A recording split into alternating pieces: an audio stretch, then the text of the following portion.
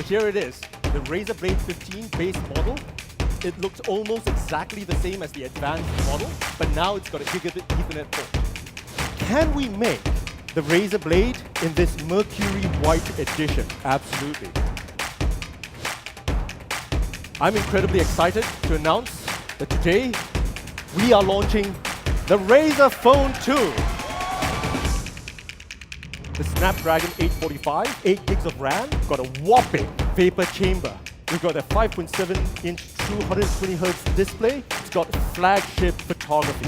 We've got dual front-facing speakers, IP67 water resistance. We've got wireless charging, gigabit LTE. We've got 4,000 mAh battery, and we've optimized it for games. The most powerful phone on the planet as of today.